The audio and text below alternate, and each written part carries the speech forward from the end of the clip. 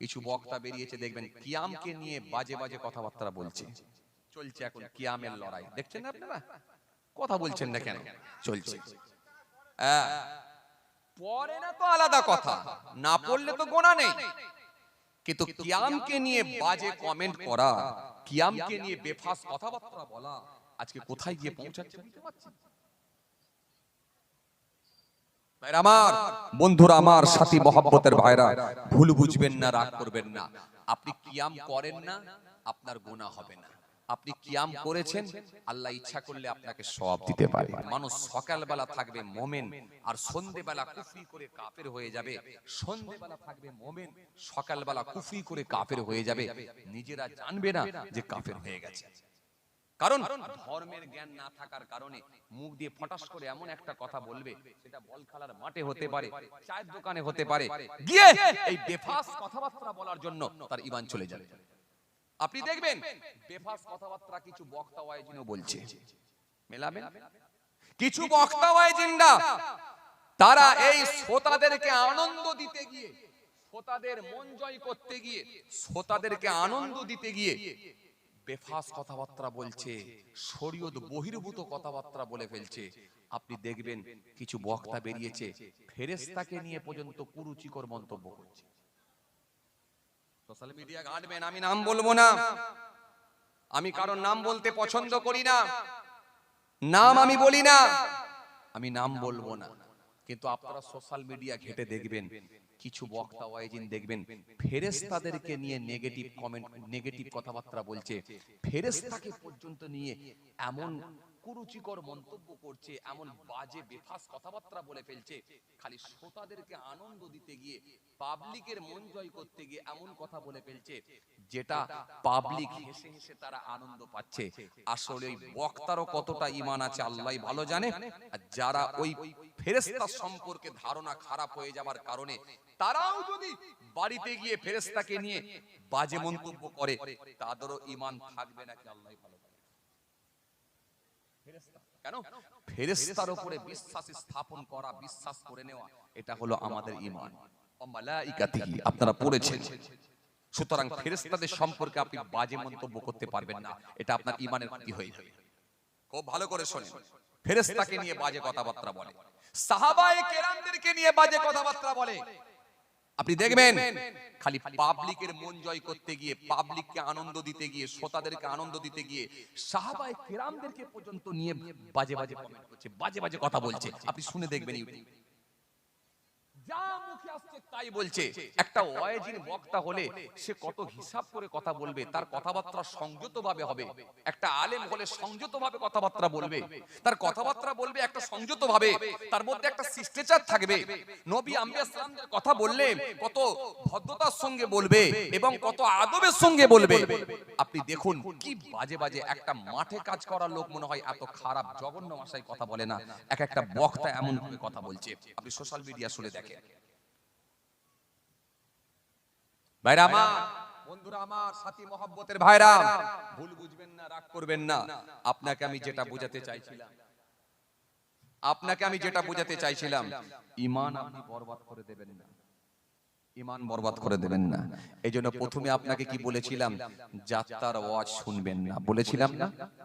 যাত্রার ওয়াজ শুনবেন না। কিছু বক্তা বেরিয়েছে দেখবেন কিয়ামকে নিয়ে বাজে বাজে কথাবার্তা বলছে। চলছে এখন কিয়ামের লড়াই, দেখছেন না আপনারা? কথা বলছেন না কেন? চলছে। পড়ে না তো আলাদা কথা, না পড়লে তো গোনা নেই, কিন্তু কিয়ামকে নিয়ে বাজে কমেন্ট করা, কিয়ামকে নিয়ে বেফাস কথাবার্তা বলা আজকে কোথায় গিয়ে পৌঁছাচ্ছে বুঝতে পারছেন? ভাইরা আমার, বন্ধুরা আমার, সাথী মহব্বতের ভাইরা, ভুল বুঝবেন না, রাগ করবেন না। আপনি কিয়াম করেন না, আপনার গুনাহ হবে না। আপনি কিয়াম করেছেন, আল্লাহ ইচ্ছা করলে আপনাকে সওয়াব দিতে পারে, বঞ্চিত করবেন না। এজন্য ফুরফুরা শরীফ দাদা হুজুর পীর কেবলা রাহমাতুল্লাহ আলাইহি, হুজুরের মাসলাকের মানুষ আপনারা, জি দাদা হুজুর পীর কেবলা রাহমাতুল্লাহ আলাইহি বললেন, যেখানে হয় সেখানে করো, যেখানে হয় না সেখানে করো না, তবে কিয়াম নিয়ে যেন বিভেদ করো না। এটা মুস্তাহসান জায়েজ, করলে সওয়াব আছে, না করলে কোনো গুনাহ নেই। ব্যাস মিটে গেল। তা আপনি কেন জোর করে কাউকে হাত ধরে বসাবেন, আর আপনি কেন জোর করে কারোর হাত ধরে তুলে দাঁড় করাবেন? এটা তো আপনাকে ইসলাম মুক্তি দেয় না। আপনার যদি মনে হয় হ্যাঁ আমি একটু দরুদ শরীফ পড়বো বা একটু সালাম শরীফ পড়বো, এটা আমার দরকার আছে, করবেন। যদি মনে হয় না আমি করবো নি, তো বাদ দেন। কিন্তু ঝগড়া করবেন কেন? আপনি করেননি সেটা ভিন্ন কথা, আলাদা কথা, কিন্তু আপনি সরাসরি হারাম বলে দিলেন যে কিয়াম করা হারাম, হারাম, হারাম, হারাম বলে দিলেন। হারাম বললে তো আপনাকে দলিল খাড়া করতে হবে না, হারাম বললে তো আপনাকে দলিল দিতে হবে। কোরআন শরীফের মধ্যে আল্লাহ রাব্বুল আলামিন মদ খাওয়া হারাম করেছেন, জুয়া খেলা হারাম করেছেন। কোরআনের মধ্যে আল্লাহ দলিল দিয়ে দিয়েছে। কোরআন শরীফের মধ্যে আল্লাহ মৃত জানোয়ার খাওয়া হারাম করেছেন, কোরআনের মধ্যে দলিল দিয়েছে। তো কোরআন শরীফের মধ্যে যখন দলিল এসে গেছে যেগুলো হারাম, কোরআনের মধ্যে যখন এসেছে, তো হারাম যদি আপনি বলেন, আপনার যুক্তিতে যদি যায়, যদি আপনি বলেন যে কিয়াম করাটা হারাম, তো হারাম যদি হয় তাহলে একটা দলিল দেখান। ইয়া আইয়ুহাল্লাযীনা আমানু সাল্লু আলাইহি ওয়া সাল্লিমু তাসলিমা। হে ঈমানদারগণ, তোমরা দরুদ পড়ো এবং সালাম পাঠ করো, সেটা আদবের সঙ্গে, ওয়া সাল্লিমু তাসলিমা, এবং সেটা আদবের সঙ্গে করো।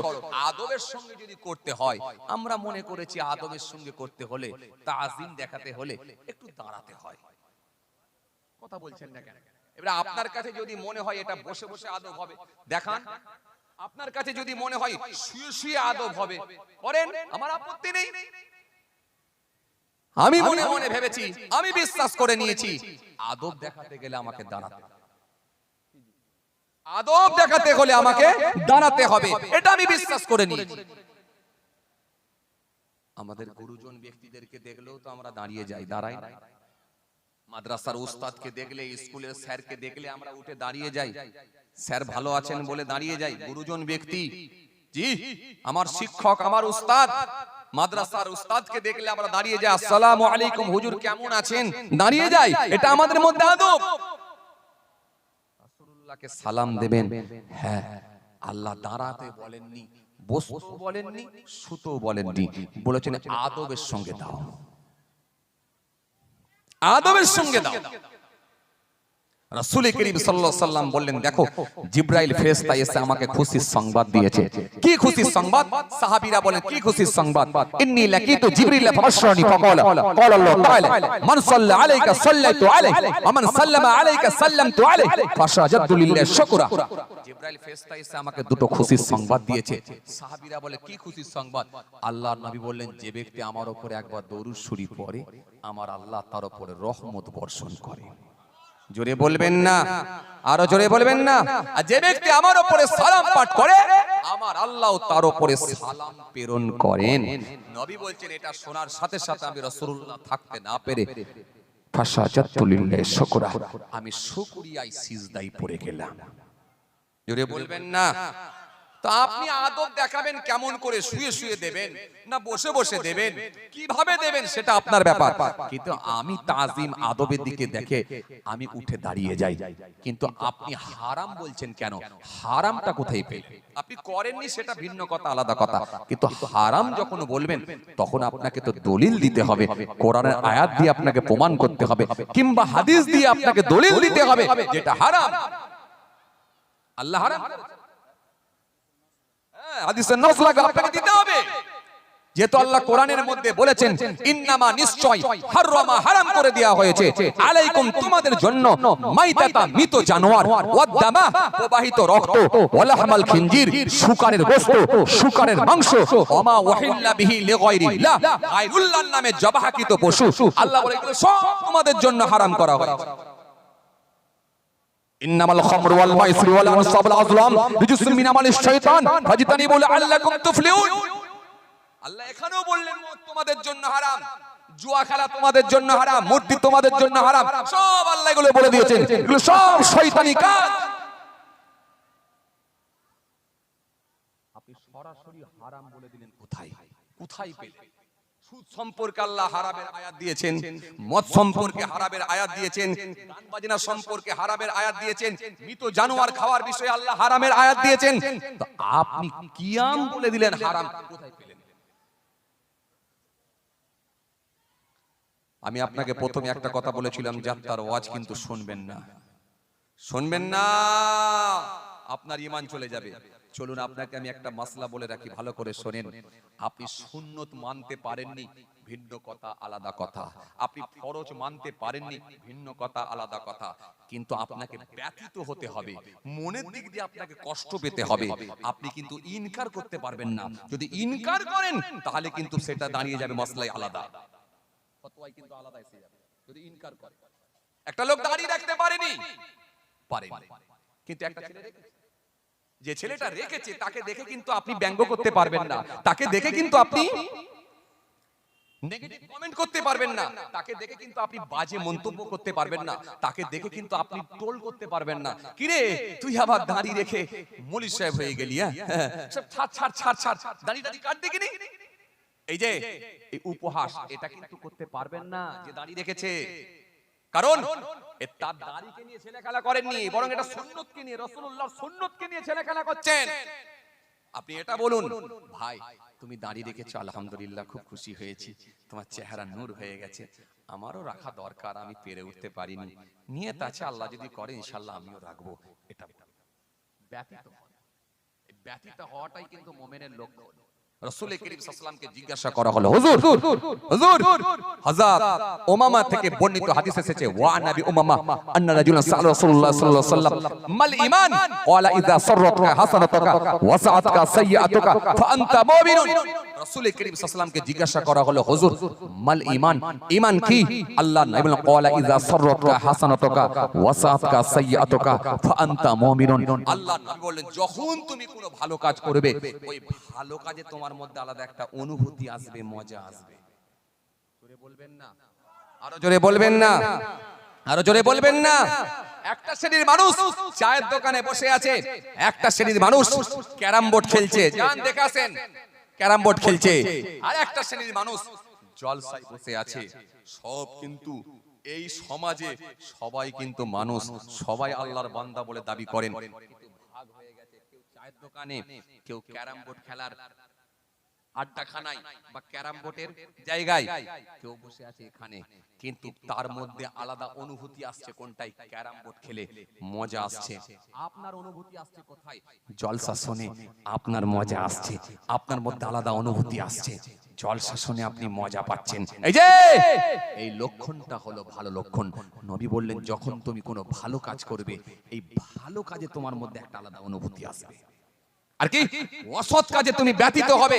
ক্যারাম বোর্ড খেলে সে ব্যতীত হয়নি, চায়ের দোকানে বসে বসে বিড়ির টান মারছে ব্যতীত হয়নি, লটারির টিকিট কারখানায় গিয়ে লটারি কেটে ব্যতীত হয়নি, তাস খেলে ব্যতীত হয়নি, বিড়ির টান দিয়ে ব্যতীত হয়নি, কষ্ট পায়নি। সে মনে মনে ভাবছে আমি ঠিক করছি, আমি যেটা করছি ভালো করছি। বর্তমানে আমি মডার্ন মানুষ বলে নিজেকে দাবি করছে। সুতরাং ভালো করে শোনেন, এই যে ব্যতীত হয়নি, যখন সে অন্যায় কাজ করার সঙ্গে, অন্যায় কাজের সঙ্গে যখন সে ইনভলভ হচ্ছে, অন্যায় কাজের সঙ্গে যুক্ত হচ্ছে, এরপরও যখন ব্যতীত হয়নি, এটা কিন্তু খারাপ লক্ষণ, খারাপ লক্ষণ, খারাপ লক্ষণ। আপনি দাড়ি রাখতে পারেননি, আপনাকে মনের দিক দিয়ে কষ্ট পেতে হবে। আপনি নামাজ পড়তে পারেননি, মনের দিক দিয়ে ব্যতীত হতে হবে, কষ্ট পেতে হবে। কিন্তু আপনি যদি আল্লাহর দিকে ফিরে আসেন, যদি তওবা করে মাফ চান, আল্লাহ ইচ্ছা করলে আপনাকে মাফ করতে পারে। আপনি যদি নামাজি হয়ে যান, আল্লাহ আপনাকে কবুল করে নিতে পারে। কিন্তু ওই নামাজ নিয়ে, ওই সুন্নত নিয়ে কিন্তু আপনি ব্যঙ্গ করতে পারবেন নি, আপনি নেগেটিভ কমেন্ট করতে পারবেন নি। এই জন্য আপনাকে বলেছিলাম কি, খুব ভাবনা চিন্তা করে কথা বলতে হবে, না হলে শরীয়তের মাসলা কিন্তু আলাদা হবে।